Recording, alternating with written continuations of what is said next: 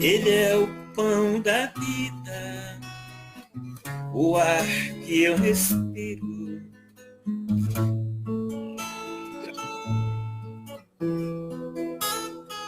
Ele é o pão da vida, o ar que eu respiro. A fonte de energia é o caminho, verdade e vida. A luz que me ilumina, o sol do amanhecer, o brilho das estrelas, o que me faz viver. Então eu vou seguindo pela estrada de luz, comigo a esperança de encontrar Jesus.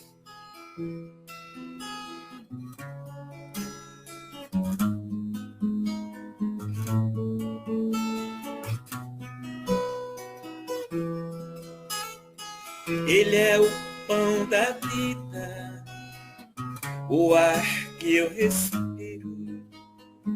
A fonte de energia é o caminho, verdade e vida. A luz que me ilumina, o sol do amanhecer, o brilho das estrelas, o que me faz viver. Então eu vou seguindo pela estrada de luz, comigo a esperança de encontrar Jesus.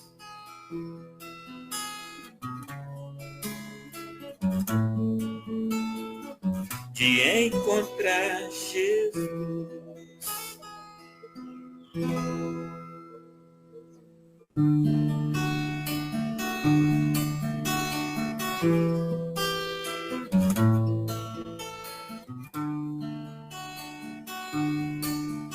Amai os vossos inimigos como Jesus amou. Perdoai 70 vezes 7, ele ensinou. Amai primeiramente a vós antes de amar alguém. Fazei também a caridade sem olhar a quem. Jesus é o nosso modelo de amor e humildade. Ele é o pão da vida, caminho, verdade. Ele que a todos conduz com os exemplos seus. Ele é a estrada de luz que nos leva a Deus.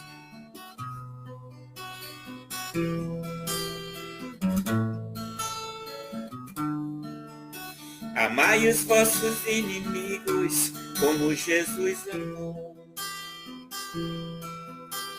Perdoai 70 vezes 7, ele ensinou. Amai primeiramente a vós antes de amar alguém. Fazei também a caridade sem olhar a quem. Jesus é o nosso modelo de amor e humildade. Ele é o pão da vida, caminho, verdade. Ele que a todos conduz com os exemplos seus. Ele é a estrada de luz que nos leva a Deus.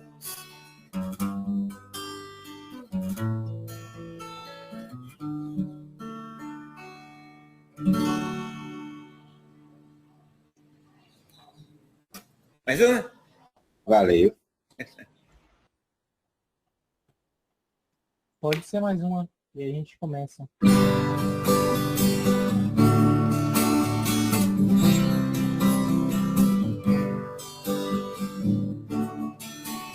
Quem ama sabe bem o que é o amor, que vem de Deus, do que Ele é capaz. Quem ama não tem tempo para sofrer, nem se envolver com coisas tão banais. Somente o amor é capaz de transformar os corações e construir um mundo melhor de paz.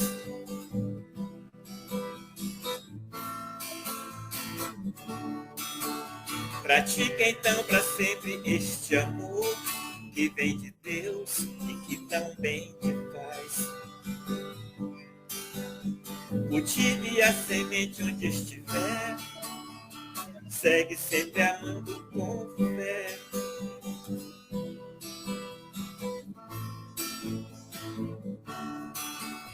Quem ama sabe bem o que é o amor, que vem de Deus, do que Ele é capaz. Quem ama não tem tempo para sofrer, nem se envolver com coisas tão banais. Somente o amor é capaz de transformar os corações e construir um mundo melhor de paz.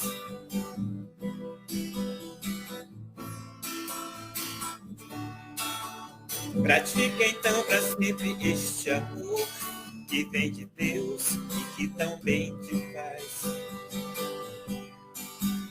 Cultive a semente onde estiver, segue sempre amando com fé. Segue sempre amando com fé. Segue sempre amando com fé.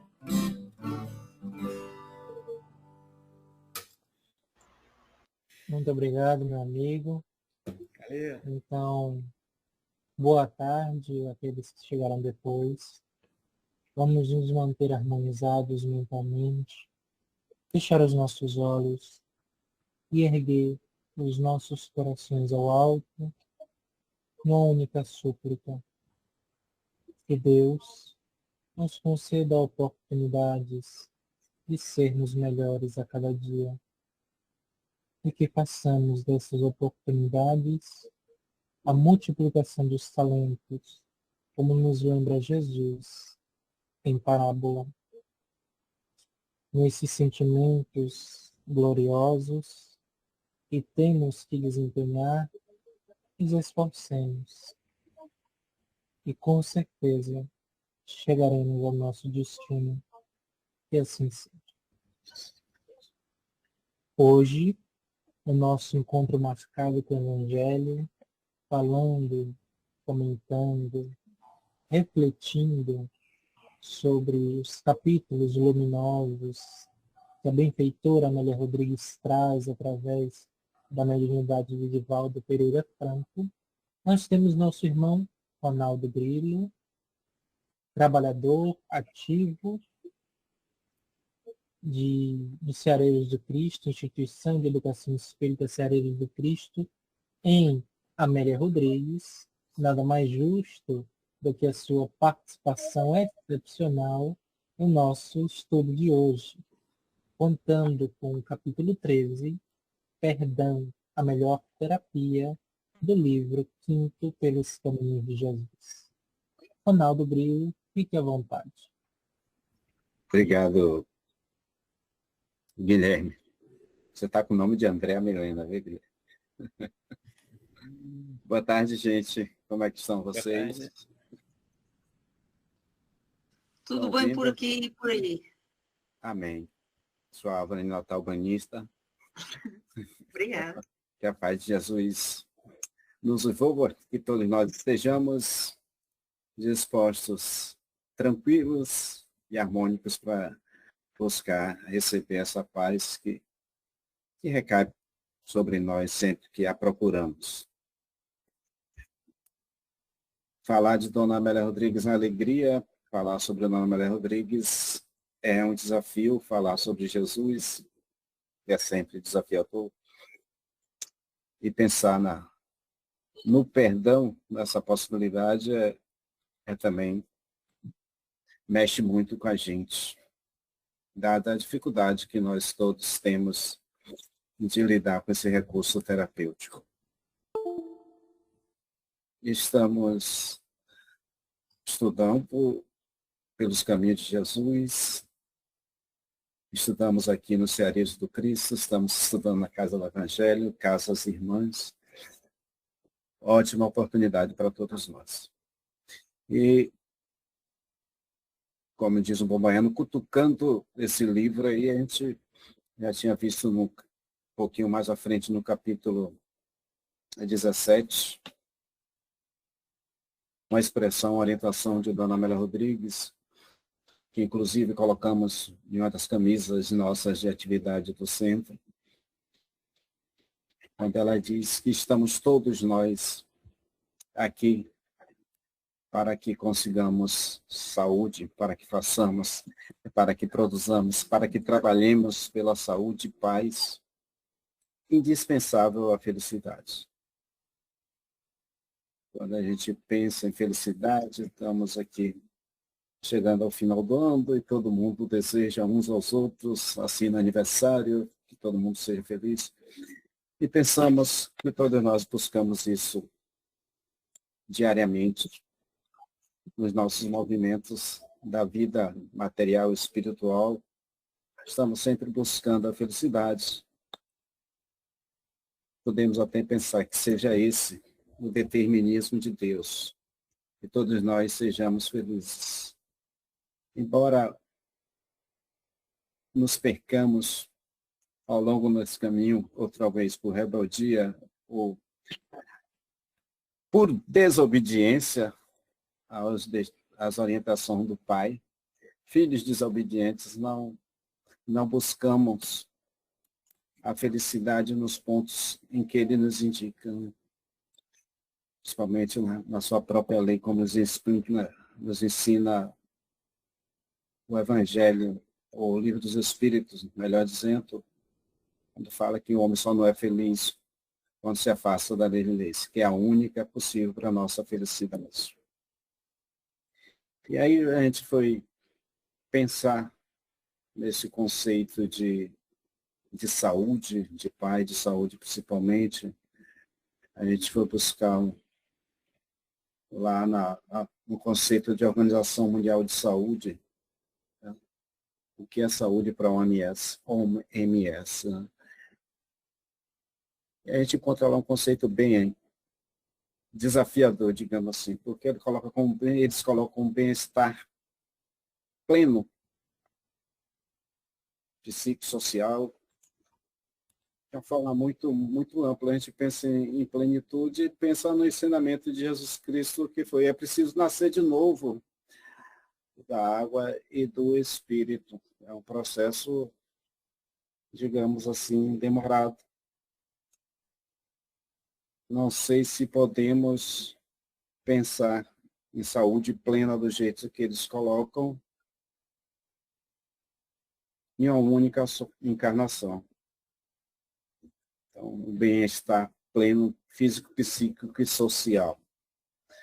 E a gente se lembra uma expressão que nos trouxeram uma vez um amigo desencarnado, na época pós-pandêmica, né? A gente estava reformando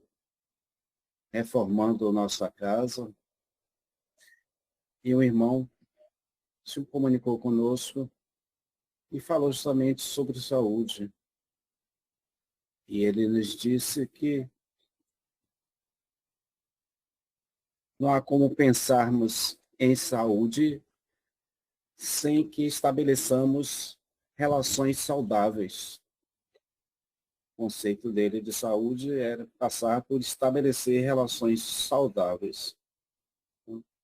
E ontem, no Seminário da Família, com nossa amiga Zulequinha da Bahia, nossa amiga Zuleika, aqui Amélia Rodrigues, ela trouxe uma orientação de André Luiz sobre paz e harmonia.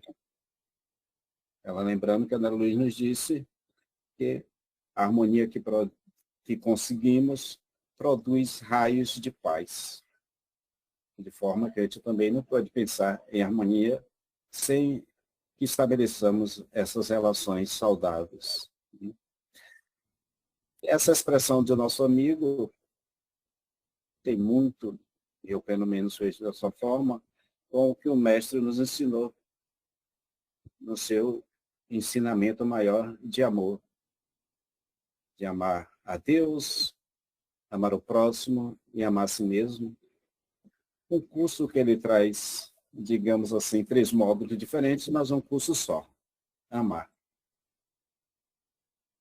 E aí, destrinchando esse pensamento do nosso amigo de estabelecer relações saudáveis com Deus ou com a vida, com o próximo e consigo mesmo. Para que tenhamos saúde, paz e a conseguinte felicidade. Nesse caminhar no nosso dia a dia, a gente precisa pensar nessa possibilidade de como estamos nos relacionando. A gente vincula a ideia de terapia como tratamento, como vinculação dos cuidados à saúde também. E dentro da psicoterapia, a gente vai ver a ciência traz nós, seres humanos, como seus biopsíquicos social. E ainda complementa assim, e espiritual. Biopsíquico, social e espiritual. Embora esse espiritual que a ciência nos traga seja um espiritual bem materialista ainda, né? Que é o espiritual, que é a nossa vivência com nossa espiritualidade enquanto encarnados, ou como existência material.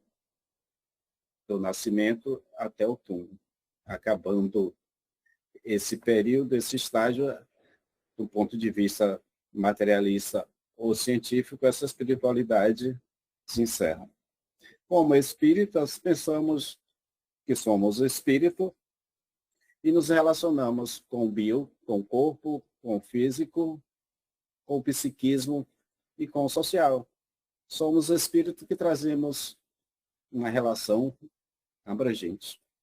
E aí a gente se pergunta como é que a gente se relaciona com o nosso próprio corpo.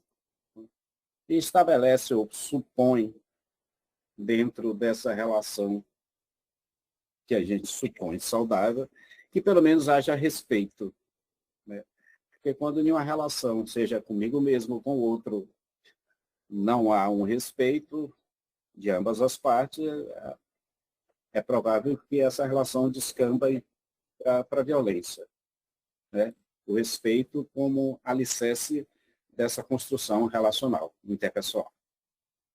A gente pode pensar também em outras coisas que nós queremos do outro, né? Necessariamente que o outro nos faça nessa relação de troca. É que todos nós queremos atenção. Em uma relação, a gente sempre está esperando atenção, a gente está querendo que o outro olhe para a gente, que nos escute, que cuide da gente. Então, a relação está permeando todos esses aspectos de nossa relação. A gente vai pensar na possibilidade dessa construção de respeito e de atenção através do diálogo. Então, a gente pode pensar em uma relação saudável, é preciso que haja respeito. Nas minhas relações está havendo respeito, está havendo diálogo. Eu, no meu dia a dia, comigo mesmo, com o outro, com Deus, com a vida. Vamos lembrar que muito de nossas dificuldades de relação passa pela comunicação, pela não comunicação ou pela comunicação deficitária, que a gente pode chamar, ou como já foi chamado, de uma comunicação violenta. Então, na relação saudável, esse diálogo tem que passar por uma relação não violenta. Uma relação onde alguém fala e a gente, por querer que a atenção, escuta, por precisar de atenção, a gente ouve, a gente olha, né? E até que possamos também chegar a carinho no outro, carinho em si próprio, não necessariamente carícia, mas quando a gente fala, quando a gente escuta, quando a gente conversa, há de haver essa expressão de carinho. Então, quando essa relação falha em um desses aspectos, a gente vai precisar dessa terapia que Dona Amélia Rodrigues convida-nos a vivenciar, né? A terapia do perdão. A gente ouviu o nosso amigo cantor esplêndido dessa cigarra cantando sobre a necessidade de amar o inimigo, né? Se a gente pensasse na possibilidade de manter relações saudáveis sempre e trabalharmos com isso como um treino, um exercício diário, como o próprio Kardec nos convida a refletir na questão 685 do Livro dos Espíritos, que fala de cuidado idoso, e ele traz esse contexto de educação como conjunto de hábitos adquiridos, adquirir hábitos novos, treinar, se exercitar para que possamos ter essa vivência mais saudável. E é possível, a gente precisa acreditar nessa possibilidade de que podemos estabelecer relações saudáveis sempre, desde que estabeleçamos conosco mesmo e a partir daí com o próximo. E aí não haveria essa necessidade de amar os inimigos, porque não teríamos inimigo. Os inimigos vêm das falhas de nossas próprias relações. Foram pessoas com quem tivemos relações, foram amigos que se transformaram em inimigos, e aí a gente não vai buscar o culpado, porque é uma das falhas nossas quando pensamos em perdão, a dificuldade de perdão. Então, Dona Amélia Rodrigues traz essa terapia, e ela inicia com uma frase forte que diz: extraordinária terapia para exulceração moral é o perdão.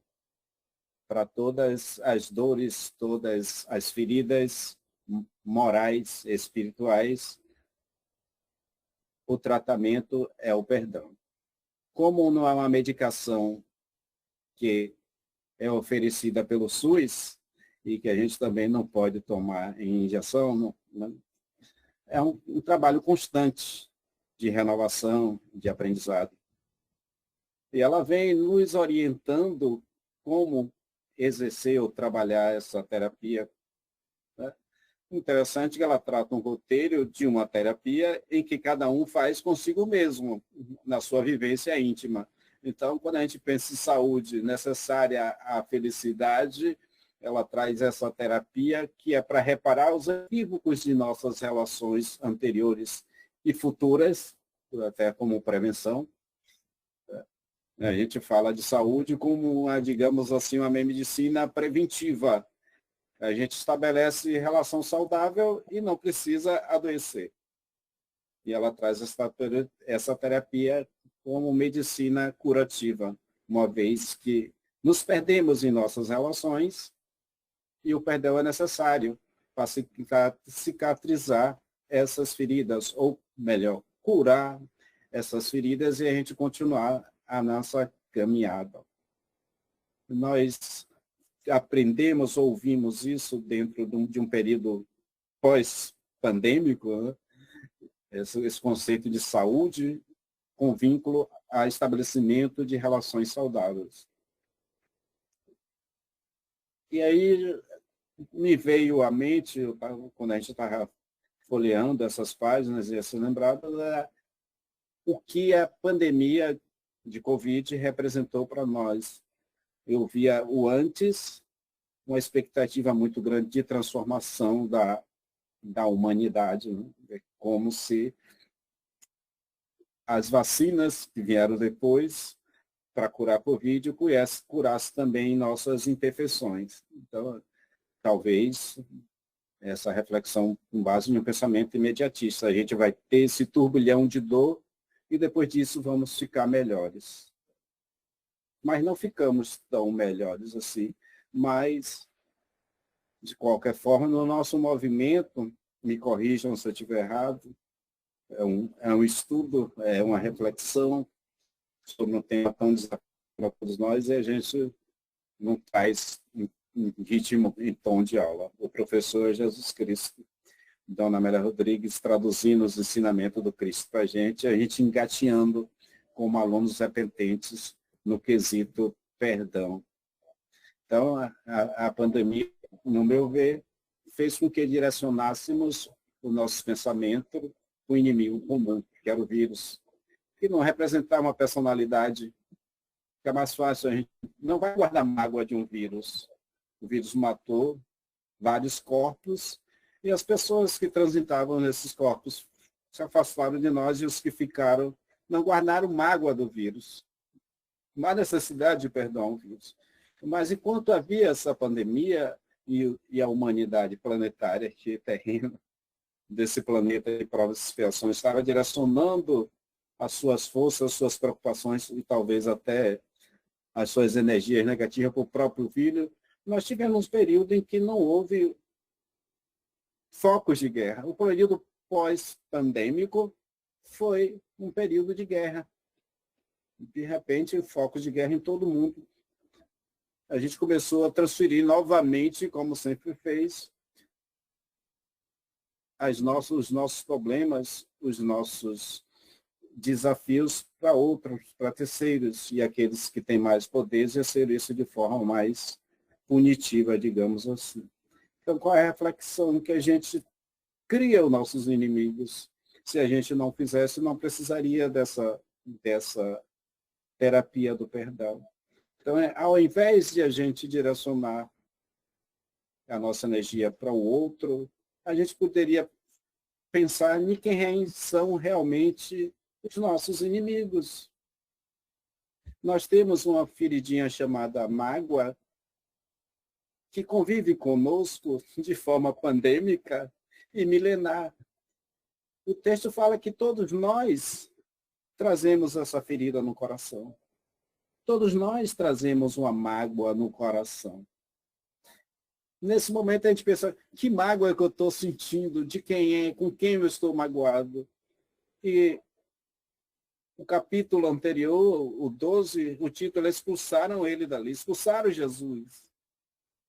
Ou seja, a gente vem criando atrito com os outros, com o nosso mestre, que é o mestre de amor, que veio nos ensinar a ter saúde e paz, a desenvolver essa felicidade como trabalhadores do Cristo e responsáveis por esse ambiente que vivemos, não como alguém que é espectador e que o Cristo veio nos salvar. O Filho unigênito, Deus deu o seu Filho unigênito para nos salvar. Deus deu o Filho mais experienciado, e a Dona Amélia Rodrigues traz nesse texto, oferecendo o perdão divino, embora todos nós espíritas saibamos que Deus não tem o que perdoar da gente, que Deus não se magoa. Não? A terapia do perdão é para curar mágoa. Não tendo Deus mágoa, necessariamente não tem essa preocupação, essa relação com o perdão. Deus não se magoa com a gente. Mas a nossa responsabilidade de fazermos feliz, de fazer o outro feliz, de fazer o mundo feliz, é nossa. E a gente caminha direcionando, em vez de responsabilidade, culpar como um instrumento de fuga. A gente está pensando em terapia do perdão, a gente tem que pensar, ó, qual é a minha parcela de responsabilidade nesse contexto? Por que é que existe a necessidade do perdão? Por que é que eu me fiz inimigo de alguém? Por que é que eu nomeio alguém meu inimigo? O que é que está em disputa? O que é que está em questão? O que é que ele tirou de mim? E aí, assim como direcionamos nosso foco para o vírus, a gente pode direcionar para aqueles que são considerados inimigos reais no nosso estágio de evolução. que impede o nosso conhecimento e que requer de nós uma constante terapia do perdão. E como está claro no livro dos Espíritos, o nosso orgulho e o nosso egoísmo, dos quais decorrem os nossos males, dos quais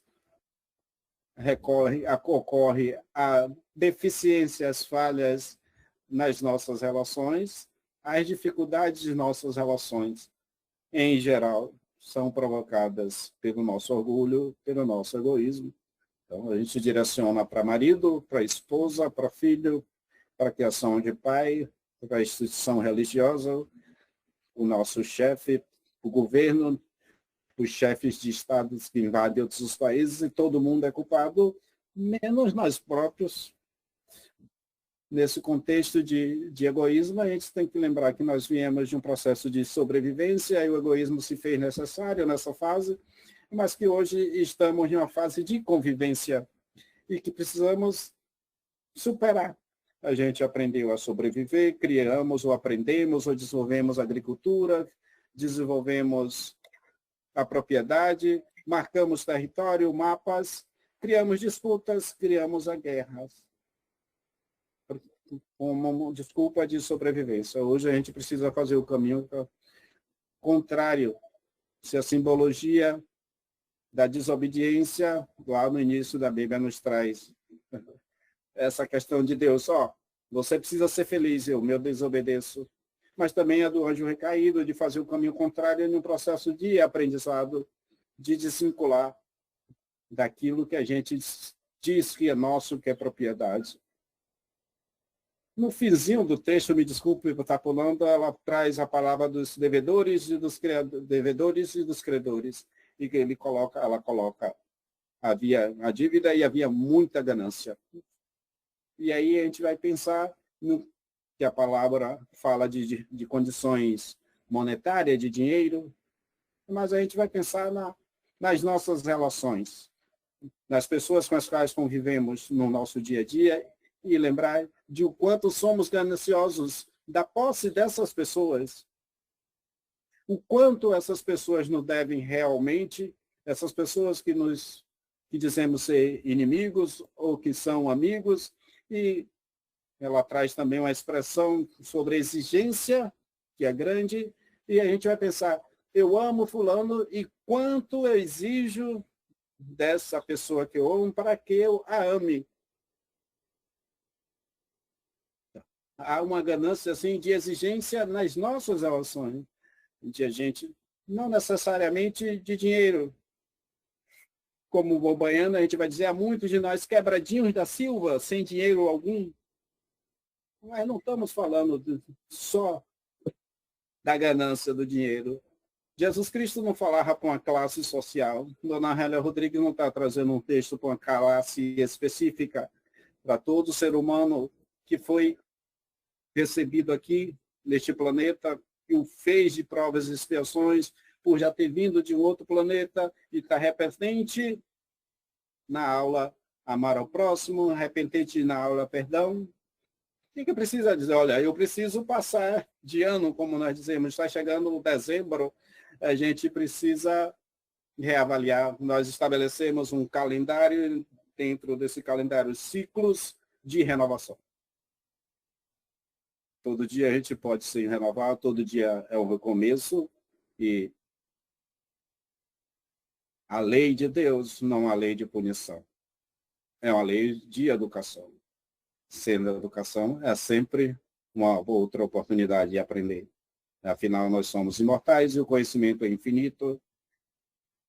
A fase de aprender a amar que nós conhecemos talvez seja só o início, só a primeira fase de amar. A gente acha que amar é tão difícil, a gente coloca Jesus como referência de amor incondicional, mas, por outro lado, a gente estabelece tanta condição para que possamos amar. Exigimos tanto, há tanta ganância nesse sentido, e as pessoas nos devem quanto? Quantas pessoas que se relacionam conosco, nos devem? Será que não é ganância de nossa parte, realmente que há uma dívida? Será que não pegamos as pessoas pela goela, como Jesus traz na parábola? E é interessante que as parábolas de Jesus têm uma amplitude muito maior do que imaginamos, né? A OMS fala de um bem-estar pleno. Talvez os organizadores, aqueles que ali escreveram, não têm noção do que seja a plenitude do ponto de vista espiritual. Não tenha noção do que seja nascer de novo da água do Espírito e continuar aprendendo, e nem da amplitude do amor de Jesus. E assim, talvez nós também não tenhamos. E a gente, um pouquinho que a gente ama, já é bom porque a gente está na fase inicial. Mas que bom que já amamos um pouquinho. Que bom que a gente já pensa na possibilidade de perdoar, de ser mais tolerante. Tá?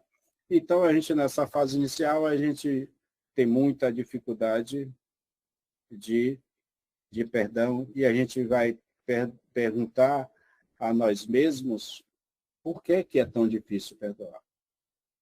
Hein, Guilherme? Você que é muito inteligente, muito novo. A gente, Dona Amélia Rodrigues, traz um roteiro do que é perdão, e a gente vai pensar o que não é perdão. Por exemplo, favor.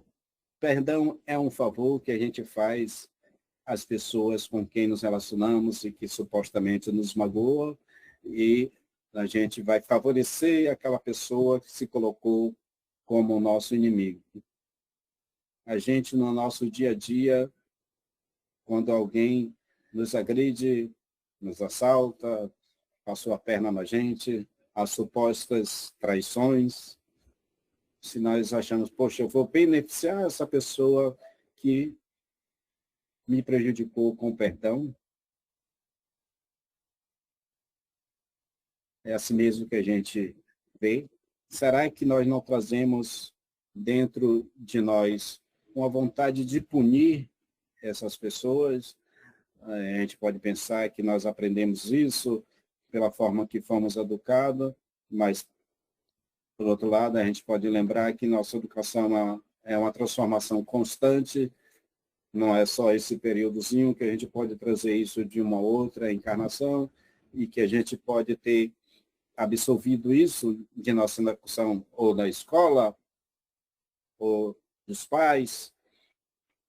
Há quem fale ainda que nesse tempo de internet, muito meme, muita propaganda. Aqui, o psicólogo que eu tive, aí mostra o chinelo, mostra no cinto, seja lá qualquer instrumento para bater, como se bater fosse uma forma de educar. Então, será que a gente não traz dentro da gente essa vontade de punir, de mostrar às pessoas como elas devem ser corrigidas através do erro que elas cometeram? Um amigo uma vez me disse, quando alguém faz alguma coisa no trânsito, eu vou lá e faço a mesma coisa para ele aprender. Então, é uma técnica que ele entende que as pessoas que cometem algum equívoco no trânsito vai aprender através de ele reforçar aquele erro novamente. A gente pergunta, é assim que a gente pensa que vai conseguir? A lei de Italião, isso mesmo. Mas é um movimento consciente ou um movimento inconsciente? Será que quem tem filho, o conceito de desobediência, né? A dívida e a ganância nos traz, Dona Amélia Rodrigues. Se a gente tem essa ganância de ser obedecido, quando a gente pensa, ela não tinha, ou ele não tinha o direito de fazer isso comigo. Que direito é esse que a gente acha que... Boa tarde, Eliana. Fulana não tinha o direito de fazer isso comigo, não me deu atenção, me traiu, me respondeu mal, enfim. Quem é que está falando desse direito? Será que não é o nosso orgulho? Né? É como se a gente não pudesse ser desobedecido. Estamos colocando-nos no lugar do pai. A gente desobedece o pai o tempo todo, mas nós, como filhos ou como alunos, não queremos ser desobedecidos. E toda desobediência merece uma punição. É assim que a gente pensa? espero que a gente consiga ver que não temos esse direito de punir ninguém. Se a lei de Deus é de educação, é de misericórdia, porque nós nos colocarmos nesses lugares de punidores. No texto ela fala justamente isso, de que não existe pessoas, e a lei e a estrutura social nomeia as pessoas com esse poderio, esse papel de julgar e de punir. Mas nós, nas nossas relações, não temos esse papel. Não devemos, pois, perder nosso tempo, nossa energia em querer punir as pessoas. Nós somos auxiliares na educação de cada um, e a gente vai pensar em todas as relações, nós podemos auxiliar na educação, não é só nós como tutores, como pais, né, sobre aquelas pessoas que estão sob a nossa tutela, que a gente tem esse papel.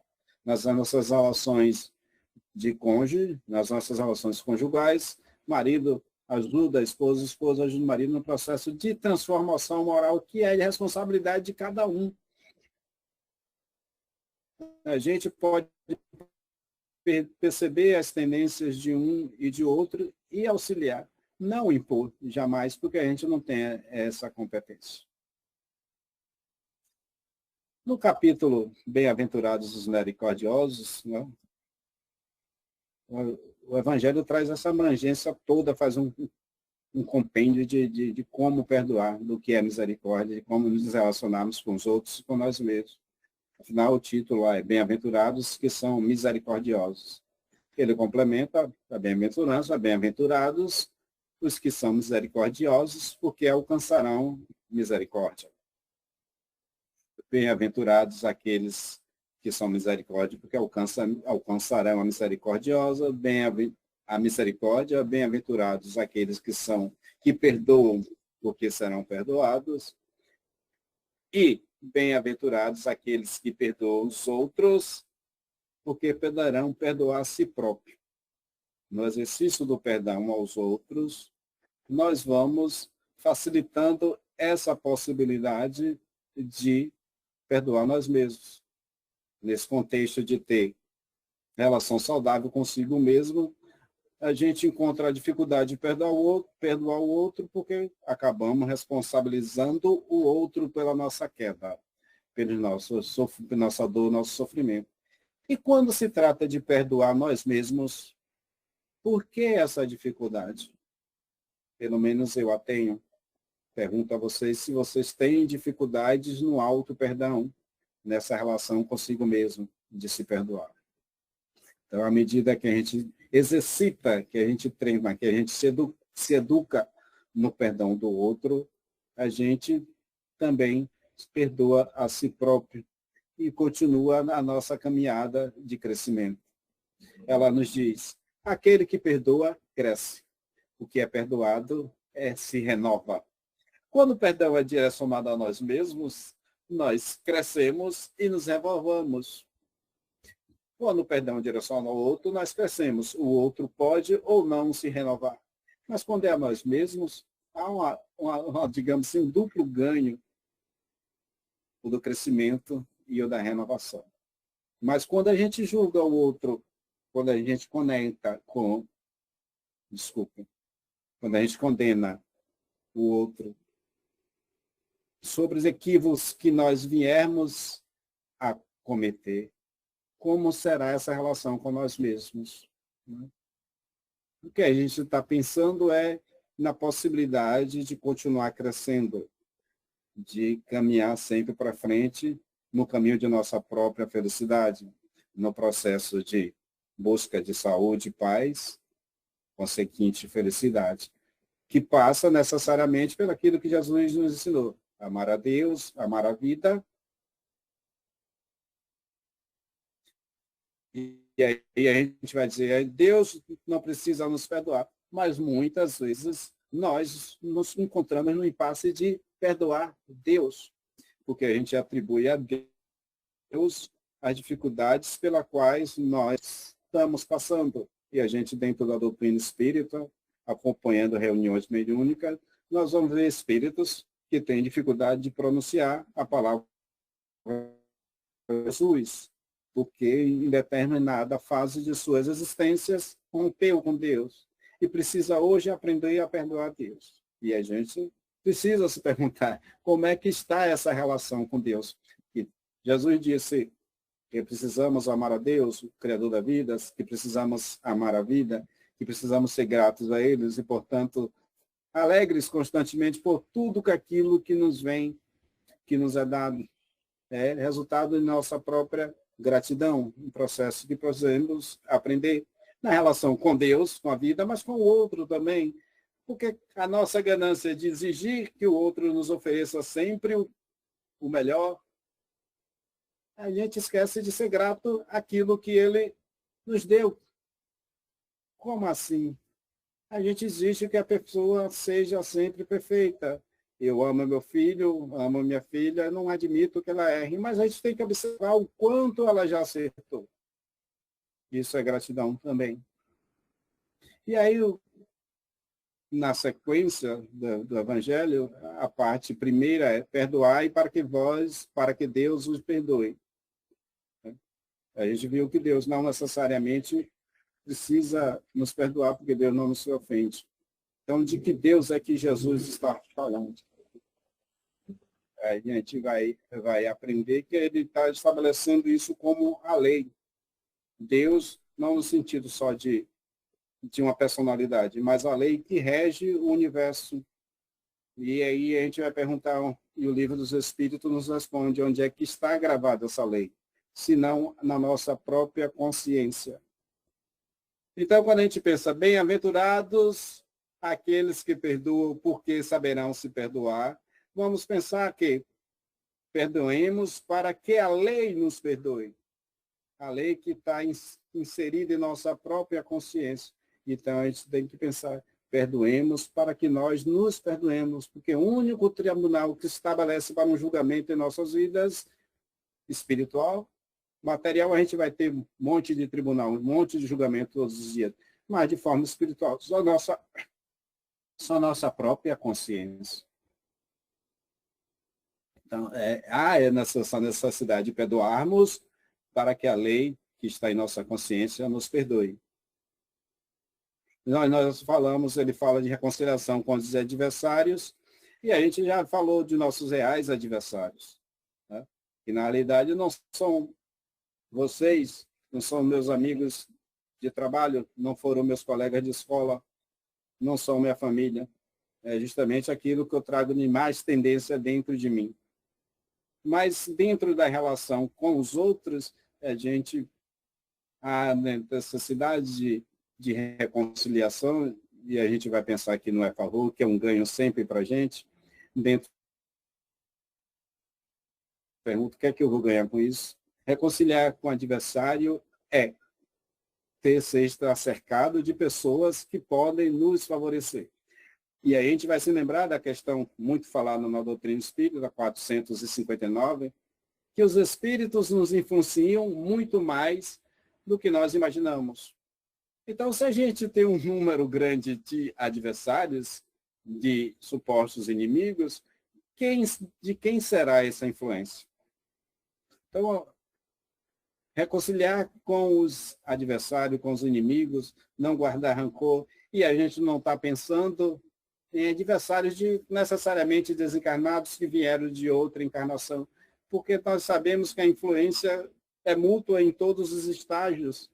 Então, a gente tem influência na escola, a gente tem influência no trabalho, e se aquelas mentes se colocam como adversários nossos, essa influência é ruim, não é positiva para a gente. E a gente está estabelecendo essas relações de maneira mais saudável possível com todos ao nosso redor, é ser influenciado positivamente. Seguindo o Evangelho, ele fala do sacrifício mais agradável a Deus. E ele complementa que é o nosso ressentimento. O ressentimento é algo tão assim infantil de nossa parte, porque a gente corre da dor. A dor como instrumento de reparação nossa, a gente sempre vê a dor como sofrimento, quando na realidade a dor é dizer, olha, muda de caminho porque você precisa ser feliz. Não é punição, não é castigo, mas a gente sente a dor várias vezes no ressentimento, porque a gente se magoou com aquela pessoa fez uma coisa desagradável que doeu em nossos corações, e a gente continua preso a essa pessoa. Afinal, o perdão liberta, diz-nos Amélia Rodrigues na terapia do perdão. Mas a gente está preso sempre a essas pessoas, e aí a gente vai lembrar que esse próprio ressentimento é aquela relação de influência com o adversário. Os espíritos nos influenciam muito mais do que nós imaginamos. De ordinário, eles nos dirigem, e a gente mantém ressentimento com um número grande de pessoas. Essas pessoas com quais estamos ressentidos é que estão nos dirigindo. Criam uma teia, uma vinculação de energia negativa. Então a gente precisa romper. Aí ele fala qual o presente, qual o sacrifício mais agradável a Deus. Se livrar do ressentimento. Por quê? Porque Deus quer ser feliz. E aí a gente está chegando ao Natal e a gente vai pensar no presente mais agradável que a gente tem para dar para Jesus. A gente passou o ano todo orando e pedindo a Jesus as coisas, agradecendo, como bons espíritas, como bons cristãos. Mas hoje a gente vai pensar, dia 25, que é uma data hipotética para o nascimento de Jesus, mas que traz uma simbologia muito grande para a gente. Qual o presente que a gente tem para Jesus? O que é que a gente tem de valor para dar a Jesus? O que é que a gente faz em nosso dia a dia que faria Jesus estar feliz no seu aniversário?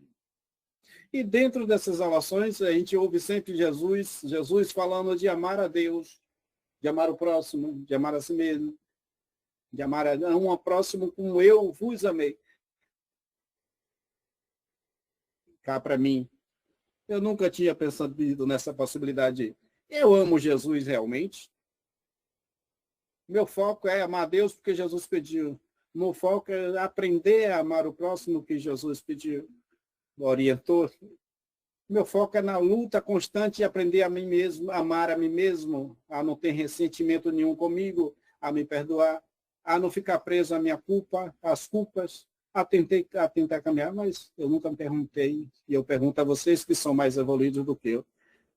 Amam Jesus? Já pensaram nessa possibilidade?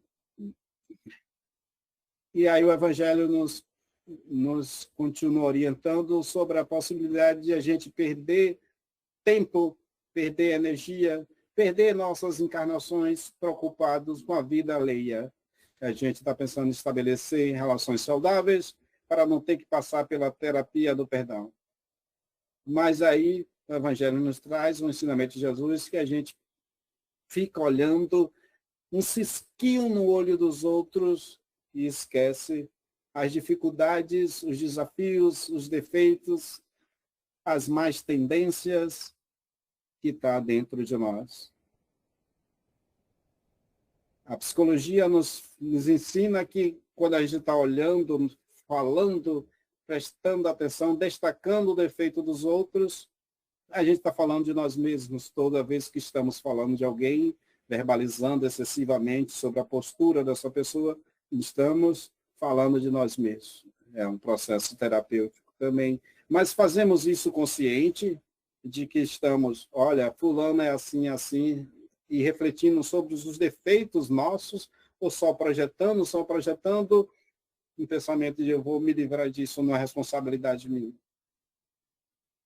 E aí o Evangelho nos conduz dizendo, não julgueis para não seres julgados. E nós já falamos, lembramos disso quando falamos, bem-aventurados os misericordiosos, porque alcançarão misericórdia. Bem-aventurados que perdoam, porque se perdoarão.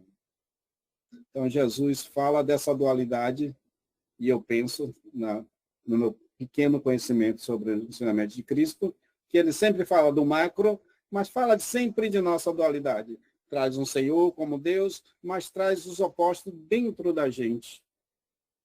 Não julgueis para não ser julgados, não condene, porque com a mesma força que você condena o outro, você está se condenando. E ele está sempre falando dessa dualidade. E a parábola do filho pródigo, quando a gente fala nessa relação de perdão, de misericórdia, de dualidade, a gente precisa pensar, refletir. Pelo menos eu faço, e é assim que eu vejo, e espero que vocês, com maior conhecimento, tenham uma visão mais ampla. Mas para mim, quando ele fala de o filho pródigo que esculhambou com tudo, jogou tudo que ele tinha de estrutura familiar para fora, desejou a morte do próprio pai quando pediu a herança e partiu no mundo, ele fez tudo aquilo que a gente estuda para não fazer.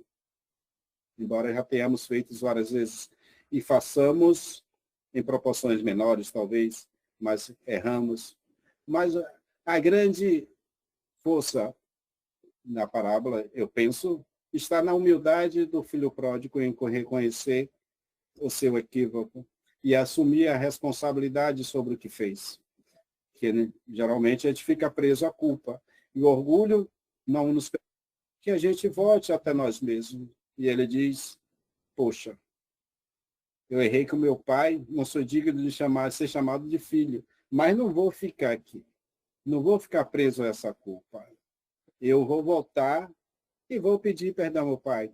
Se ele não me aceitar como filho, eu vou ser empregado, mas eu vou voltar para dentro de mim mesmo. E a gente vai ver esse senhor que corre, um idoso que não corria na época, porque ele era um ancião, no sentido da idade, mas no sentido do poder também. Mas esse da palavra corre para buscar o filho perdido. E se alegra. E aí a gente pode ver Deus correndo para nos abraçar, pode ver o nosso pai, ou nós mesmos como pai, nessa superação de si mesmo, de cobrança e de ganância, de exigir do outro um comportamento exemplar, mesmo que a dívida do filho seja pequena, que a gente corra e abrace esse filho e o receba de volta. Mas também pode ser nós e nós mesmos. O self, como diz Dona Joana, e o ego que se reconheceu e voltou, e a gente se abraça, se perdoa e segue nessa caminhada, gente. Porque não adianta a gente ficar preso à culpa, se punindo. Quando a gente pensa nessa necessidade de punir, a gente precisa pensar o quanto que eu trago em mim de vontade de me punir. Gente, já é 17h56, me desculpem.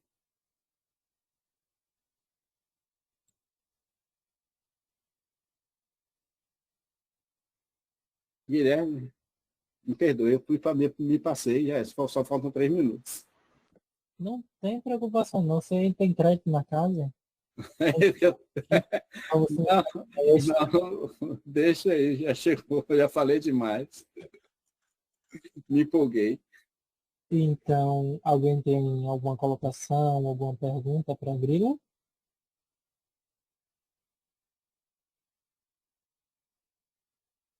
Não tem. Ninguém quer me corrigir das bobagens que eu tenha falado, não, gente? Boa tarde. Boa tarde, Roberto. Correção não, isso foi colocado tudo certinho, como a gente ainda luta para se melhorar. Então, a realidade nossa é essa aí, essa trajetória de paciência, de indulgência, porque a gente sempre fala em indulgência e paciência, mas na hora que somos chamados a praticar, a gente aí diz que é o outro que tem que ter paciência. Eu ainda sou, estou caminhando, não consegui ainda não. Mas, na verdade, a paciência vem toda hora a nos chamar a atenção para a gente se melhorar. E aí só depende de nós mesmos. Então, o mestre trouxe todo o amor para que a gente trabalhe dentro de nós e siga em frente. É isso aí. Valeu, Alberto. Na realidade, o Evangelho também nos traz essa paciência no momento da dor. Nós somos... A dor marcou seus eleitos e é muito prudente o que você falou. Ter paciência com o outro, com nós mesmos e com os nossos desafios. Né? É quase sinônimo de fé.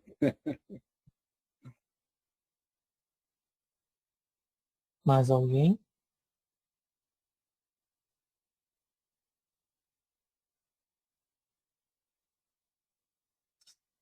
Então vamos permanecer nessa vibração. Antônio Carlos está aí para as nossas melodias finais. Vamos então ficar com ele vai nos embalar e que possamos sempre manter, mesmo nos momentos mais tranquilos, nos momentos difíceis, a conexão com o alto através da prece, onde mais facilmente damos ouvidos ao que realmente é necessário. Aproveitar que está dando 18 horas, hora do Ângeles.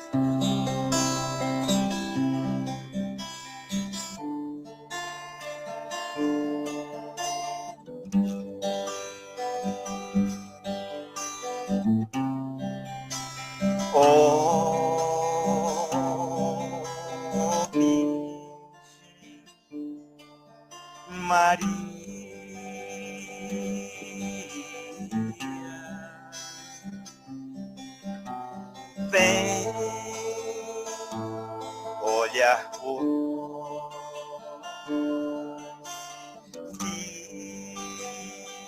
filhos pecadores, Virgem abençoada, serva de Deus, és tu, ó Mãe querida, luz do amanhecer, fonte cristalina, força que nos faz viver. Virgem Maria, Virgem Maria, Maria, nós te agradecemos, doce Mãe querida, luz de nossa vida, que o teu amor envolva os nossos corações. Amém. Amém.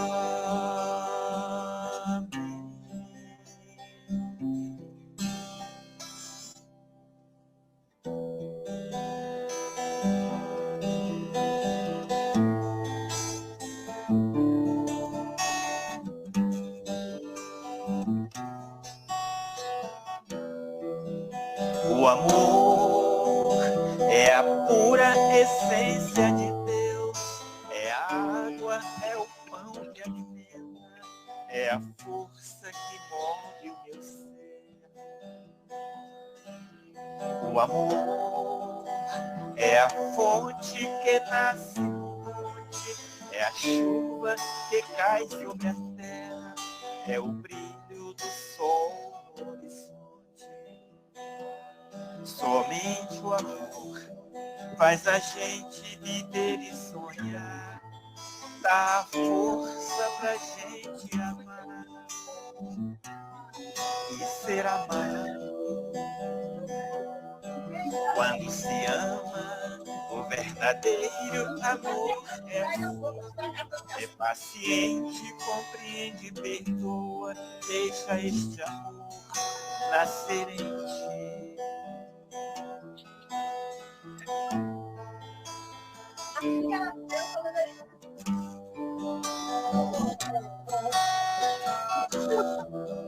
O amor é a fonte que nasce no monte, é a chuva que cai sobre a terra, é o brilho do sol no horizonte.